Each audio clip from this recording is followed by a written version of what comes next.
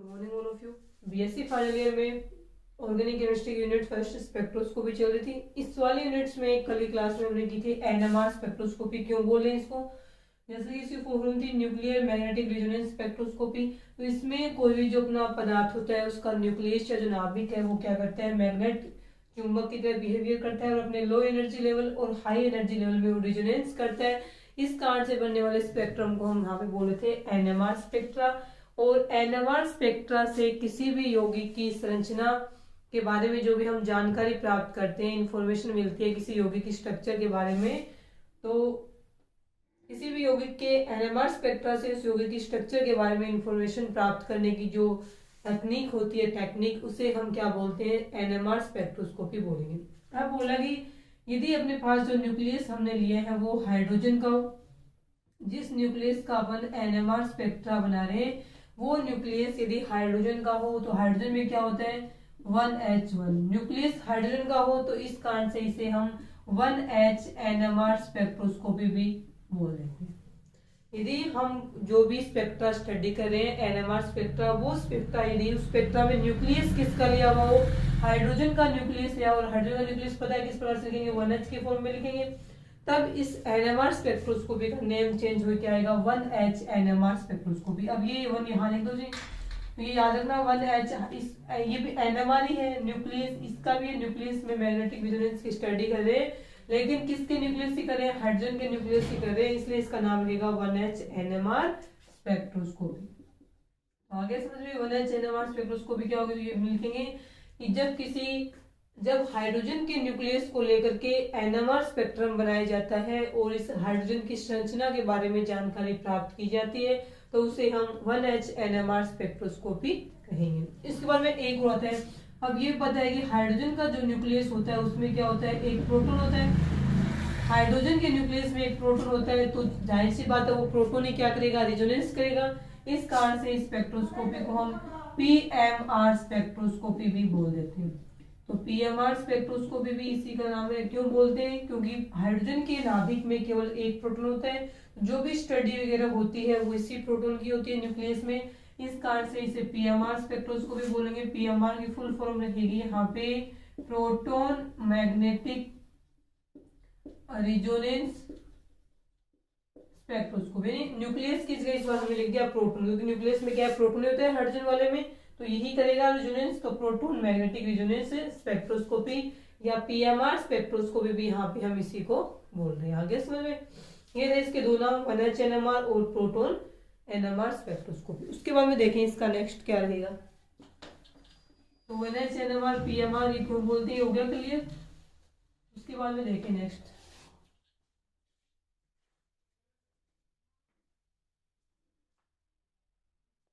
उसके बाद देखिए इसमें अपने को पता है कोई भी प्रोटॉन होगा या फिर किसी भी पदार्थ का न्यूक्लियस होगा, वो क्या करेगा, उसमें से कुछ विकिरण निकलती है, रेडिएशन निकलते हैं, तभी तो वो किसकी तरह बिहेवियर कर रहे हैं, एक मैग्नेट चुंबक की तरह बिहेवियर कर रहे हैं। इस प्रकार से लिख दिया हमने, इस प्रकार से मान लीजिए वो मैग्नेट की तरह बिहेव कर रहा है, न्यूक्लियस सॉरी नॉर्थ और साउथ, इसमें होती है इस प्रकार से चुंबकीय बल रेखाएं वो निकलती है। सीधी सी बात है, जब कोई भी न्यूक्लियस है वो जब रेजोनेंस करता हुआ एक चुंबक की तरह बिहेवियर करता है तो उसमें से भी कुछ क्या होती है, चुंबकीय बल रेखाएं निकलती हैं।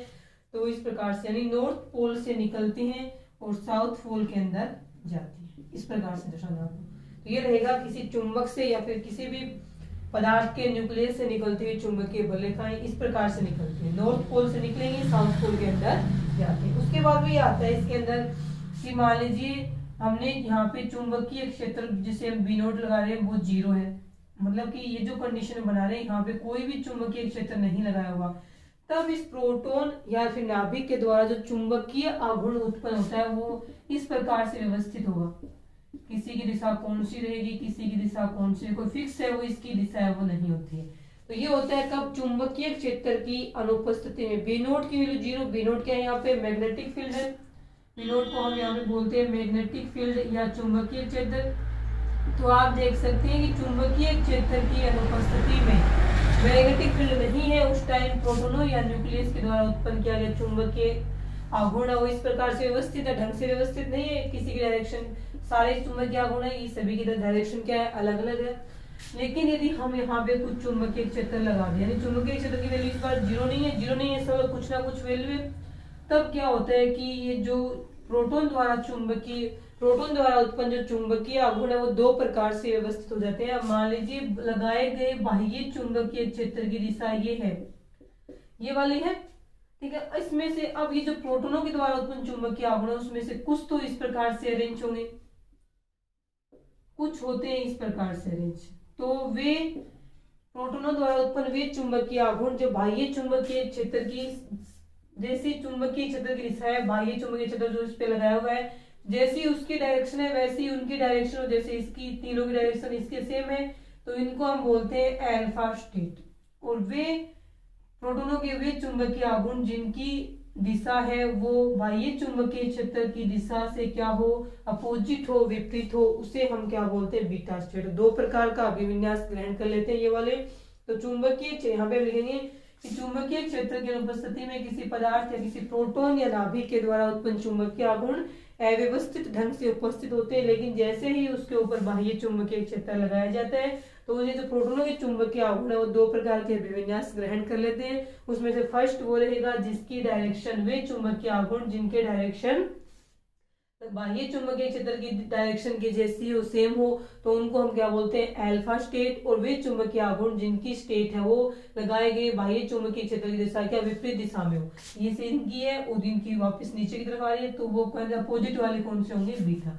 तो इस प्रकार से दो जो ओरिएंटेशन या अभिविन्यास है उसमें प्रोटोनों के द्वारा उत्पन्न जो चुंबकीय आघूर्ण व्यवस्थित हो जाते हैं और एक क्षण चुंबक की तरह या मैग्नेट की तरह बिहेवियर करने लगते हैं, जिसमें से नॉर्थ पोल में से चुंबकीय बल रेखाएं निकलती हैं और साउथ पोल के अंदर एंटर करती हैं। ये रहेगा आपका चुंबकीय क्षेत्र की उपस्थिति में और अनुपस्थिति में प्रोटोनों के द्वारा उत्पन्न किए गए चुंबकीय आघूर्ण का अभिविन्यास।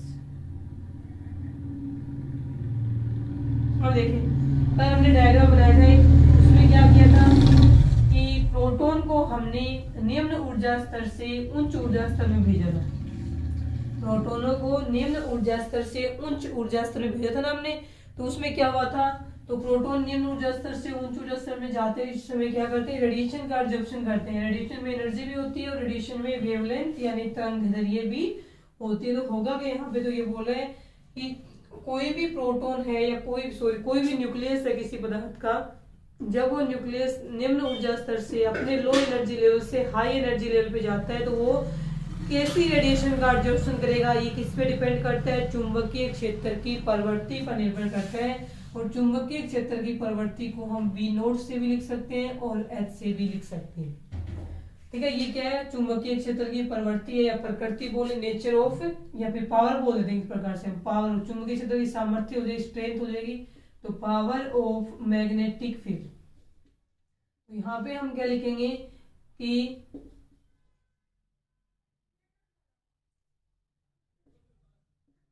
यहाँ पे लिखा जाएगा कि कोई भी पदार्थ है, उस पदार्थ में उपस्थित न्यूक्लियस है, वो निम्न ऊर्जा स्तर से उच्च ऊर्जा स्तर में जाते समय किन विकिरणों का अवशोषण करेगा, यह चुंबकीय क्षेत्र की प्रवृत्ति या उसकी शक्ति पर निर्भर करता है। इसका फॉर्मूला किस प्रकार से रहेगा वो देखें। तो इसमें आते हैं कोई भी न्यूक्लियस है वो निम्न ऊर्जा स्तर से उच्च ऊर्जा स्तर में जाते समय किस आवृत्ति की विकिरणों का अवशोषण करे, तो वो आवृत्ति निकालने का फॉर्मूला यहाँ पे क्या रहेगा,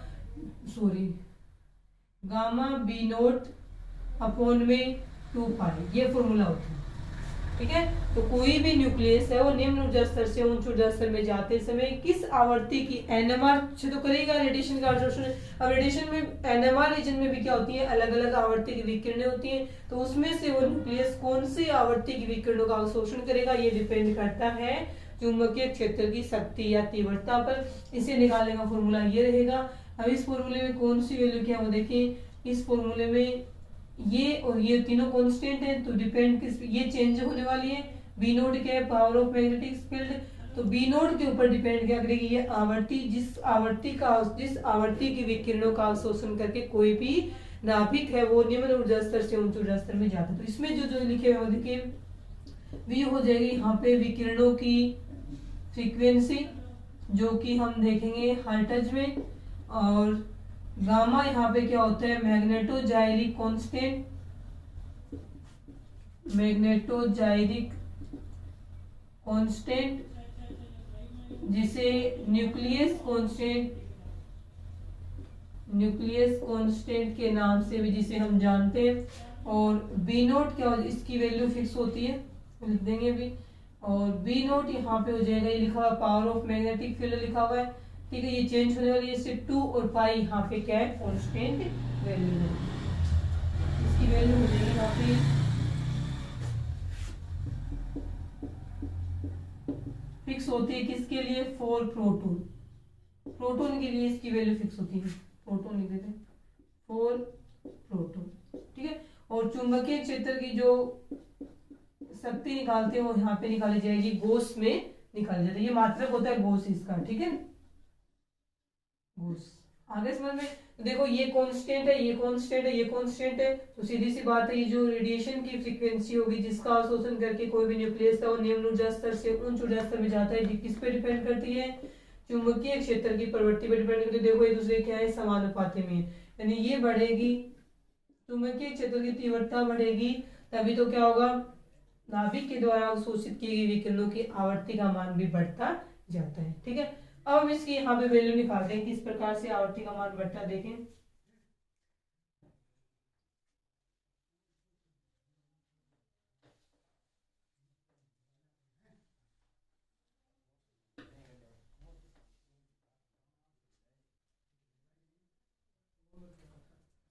देखिए अब अलग अलग चुंबकीय क्षेत्र की तीव्रता पे देखते हैं हम वैल्यू।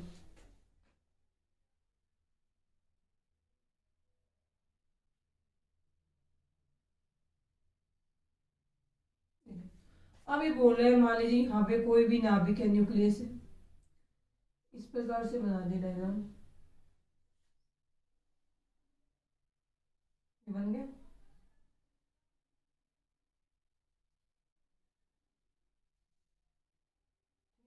अब मान लीजिए बोल रहे हैं चुंबकीय क्षेत्र की प्रवृत्ति का मान यहाँ पे क्या है, 1.04 टेस्ला है।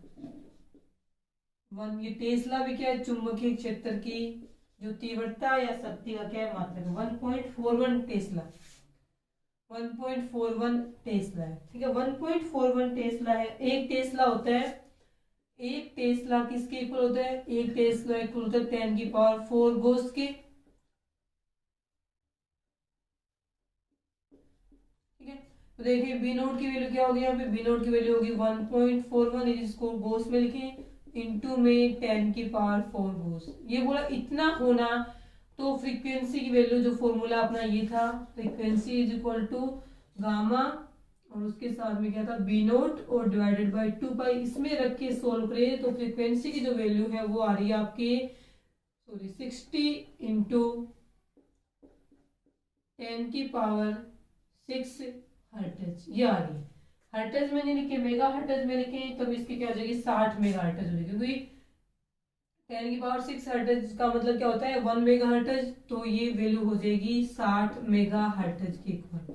यहाँ में मान लेते हैं लगभग इसको, ये वाला डिफरेंस है, ये बोला इस वाले डिफरेंस से लगवाया हुआ है इसने 1.41 इंटू 10⁴ गोस का क्या लगाया हुआ है इसने, चुंबकीय क्षेत्र लगा रखा है। इस समय इतनी रेडिएशन की, इतनी एनर्जी वाली रेडिएशन है, तो इतनी एनर्जी चाहिए, क्योंकि ये क्या है, लो एनर्जी लेवल और ये क्या है, हाई एनर्जी लेवल, तो एनर्जी और ये फ्रीक्वेंसी क्या होती है, एक दूसरे के समानुपाती में आती है, तो हम बोलेंगे इतनी एनर्जी चाहिए, और इतनी एनर्जी कितनी फ्रीक्वेंसी के इक्वल होती है, तो हम कहेंगे 60 मेगा हर्ट्ज की फ्रीक्वेंसी के इक्वल होती है।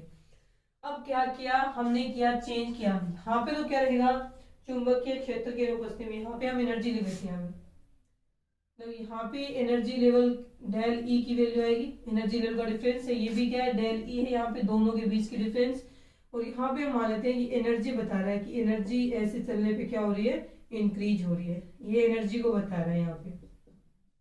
अब देखिए, अब मान लीजिए हमने इस मैग्नेटिक फील्ड की स्ट्रेंथ को इंक्रीज कर दिया, बढ़ा दिया, तो बढ़ा दे तो यहाँ तक ले आए, तो यहाँ पे आते ही इसकी वैल्यू हमने कर दी मैग्नेटिक फील्ड की 7.04 टेस्ला कर दिया। अब टेस्ला को गोस में चेंज करेंगे तो किस में लिखा जाएगा, इसको हम 10⁴ से मल्टीप्लाई करेंगे तो ये किस में आ जाएगा, गोस में आ जाएगा। अब इतनी गोस की जो एनर्जी है वो किस फ्रीक्वेंसी के इक्वल होती है, तो हम लिखेंगे 300 इंटू 10⁶ हर्ट्ज, या फिर इसको मेगा हर्ट्ज में लिखें तो 300 mega hertz, 10⁶ hertz 1 mega hertz की इक्वल होगा।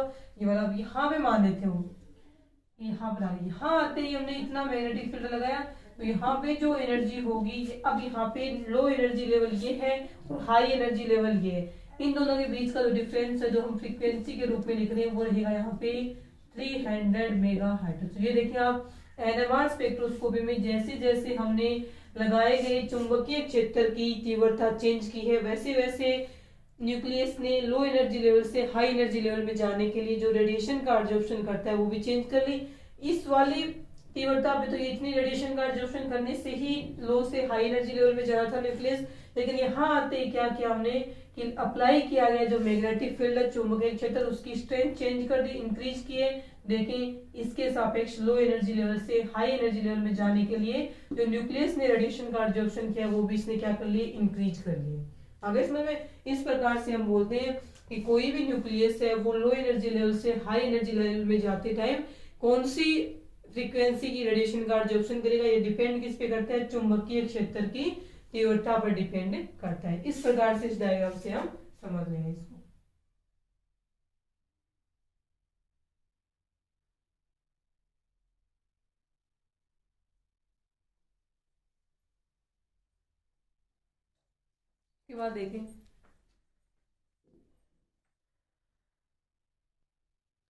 इसके बाद देखें, नेक्स्ट में अब यूवी और आईआर स्पेक्ट्रोस्कोपी में तो हमने क्या किया था कि जो भी हमने पदार्थ लिया था उसको हमने एक निश्चित चुंबकीय क्षेत्र में रख दिया और उसके ऊपर से हम क्या कहते हैं अलग अलग आवर्ती की विकिरणें हैं। जैसे आईआर रीजन में जो रेडिएशन है वो अलग अलग आवर्ती की है, सारी एक जैसी फ्रीक्वेंसी तो है नहीं। तो हमने क्या किया कि आईआर और यूवी स्पेक्ट्रोस्कोपी पढ़ी थी, वहां पे हमने पदार्थ को निश्चित चुंबकीय क्षेत्र में फिक्स कर दिया और उसके ऊपर हम लगातार जो चेंज होती हुई जो विकिरणों की आवृत्ति चेंज होती हुई आवृत्ति वाले विकिरणों को गिराया।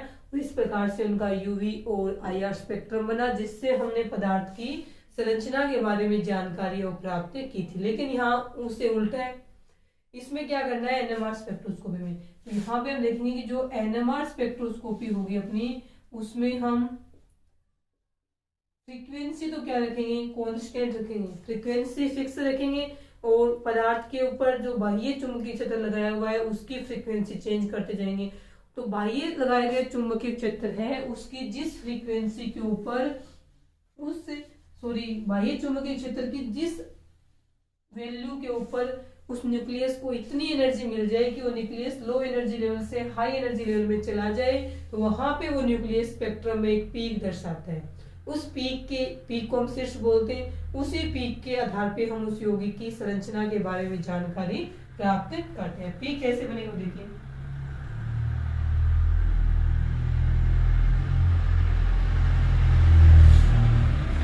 एनएमआर स्पेक्ट्रोस्कोपी में क्या करना है, एनएमआर स्पेक्ट्रोस्कोपी में हम एक निश्चित आवर्ती वाले विकिरणों पर एक पदार्थ के ऊपर निश्चित आवर्ती वाले विकिरण डालते हैं, उसके साथ साथ में पदार्थ पर लगाया गया जो चुंबकीय क्षेत्र होता है V0 या H, इसे हम क्या करते हैं चेंज करते जाते हैं। चेंज करते करते एक ऐसी वैल्यू आ जाती है बाह्य चुंबकीय क्षेत्र की जिसके ऊपर वो न्यूक्लियस है वो एनर्जी का एब्जॉर्प्शन करके, मतलब कि उस जब हम ये बाह्य लगाए गए चुंबकीय क्षेत्र की फ्रीक्वेंसी बाह्य लगाए गए चुंबकीय क्षेत्र का मान है उसको हम चेंज करते जाएंगे तो एक ऐसा मान प्राप्त होता है जिसपे उस नाभिक या न्यूक्लियस को इतनी एनर्जी मिल जाती है कि वो लो एनर्जी लेवल से हाई एनर्जी पे लेवल पे चला जाए। तो उस वैल्यू पे चुंबकीय क्षेत्र के उस मान पे जिसके ऊपर न्यूक्लियस को इतनी एनर्जी मिल जाए कि वो रेडिएशन का एब्जॉर्प्शन करके लो एनर्जी लेवल से हाई एनर्जी लेवल पे जा सके, उसी वैल्यू के ऊपर क्या करेगा न्यूक्लियस है वो विकिरणों का अवशोषण करेगा और लो एनर्जी लेवल से हाई एनर्जी लेवल पे जाता है और इस प्रकार से हमें एक सिग्नल या एक पीक का प्राप्त होता है। इसको हम पीक भी बोल देते हैं, पीक को हिंदी में बोल रहे हैं इसको शीर्ष, और यही क्या होता है सिग्नल होता है। एनएमआर स्पेक्ट्रोस्कोपी में सिग्नल इसी प्रकार से मिलता है। ये होता है इसका डाउनफील्ड और इस साइड होता है इसका अपफील्ड, डाउनफील्ड, और ये रहेगा इस साइड में इसका अपफील्ड। आगे समझ में इस प्रकार से होगा। तो एक बात ध्यान में रखना, ये NMR स्पेक्ट्रोस्कोपी और यूवी स्पेक्ट्रोस्कोपी में यही मेन डिफरेंस होता है कि यूवी और IR स्पेक्ट्रोस्कोपी में एक फिक्स मैग्नेटिक फील्ड के ऊपर हम पदार्थ को रख करके उस पे अलग अलग आवृत्ति वाले रेडिएशन गिराते हैं जिससे उसका स्पेक्ट्रम बनता है, जबकि NMR स्पेक्ट्रोस्कोपी में हम किसी पदार्थ के ऊपर निश्चित आवर्ती वाले विकिरणों जो उस पदार्थ पे जो हम विकिरणें डाल रहे हैं उनकी आवर्ती फिक्स रखते हैं और उसके ऊपर लगाए गए चुंबकीय क्षेत्र है ना उसकी वैल्यू चेंज करते हैं, और चुंबकीय क्षेत्र की जिस वैल्यू के ऊपर न्यूक्लियस को इतनी एनर्जी मिल जाती है कि वो लो एनर्जी लेवल से हाई एनर्जी लेवल पे जा पाए, तो उस वैल्यू पे वो न्यूक्लियस क्या करता है, रेडिएशन का एब्जॉर्प्शन करता है और इस प्रकार से एक पीक वो बनाता है जिसे हम सिग्नल के नाम से जानते हैं। ठीक है, ये था इसमें सिग्नल किस प्रकार से बनेगा NMR स्पेक्ट्रोस्कोपी में। अब इसमें क्वेश्चन आया था कि कौन से नाभिक NMR एक्टिव होते हैं। क्वेश्चन फर्स्ट आया है कि कौन से न्यूक्लियस हैं जो कि NMR एक्टिव, जो अब तक पढ़ाया ना उसमें से आया था NMR एक्टिव कौन से न्यूक्लियस होते हैं। तो उसमें क्या आता है कि वे न्यूक्लियस जिनकी न्यूक्लियर स्पिन की वैल्यू 0 आती है उनको छोड़ करके बाकी बचे हुए सारे के सारे न्यूक्लियस क्या होते हैं, NMR एक्टिव होते हैं। तो वे न्यूक्लियस जिनकी न्यूक्लियर स्पिन की value, nuclear spin quantum number की वैल्यू नाभिकीय चक्रण क्वांटम संख्या का मान 0 आता है, वे नाभिक है वो NMR इनएक्टिव होते हैं। तो ऐसे वाले ना NMR एक्टिव कौन से, तो NMR एक्टिव इनको छोड़ करके बाकी जितने भी नाभिक होते हैं जिनके न्यूक्लियर स्पिन की वैल्यू 1 आए, 3 आए, 1/2 आती है, 3/2 आती है, 5/2 आती है, 7/2 आती है, ये सारे के सारे नाभिक क्या है, NMR एक्टिव, और ये वाले NMR इनएक्टिव होते हैं।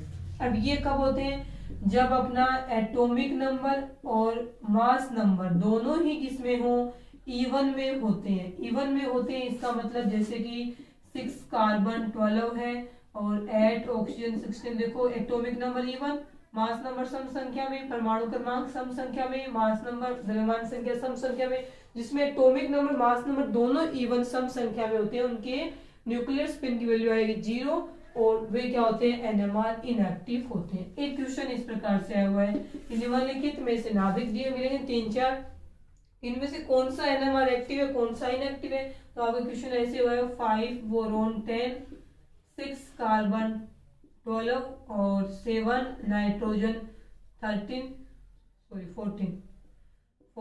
और 8 ऑक्सीजन 16। ये क्वेश्चन आया लास्ट ईयर आया था कि इनमें से कौन से नाभिक है वो NMR एक्टिव है। तो हम देखेंगे ये क्या है, दोनों सम संख्या है तो I की वैल्यू 0 है, NMR इनएक्टिव।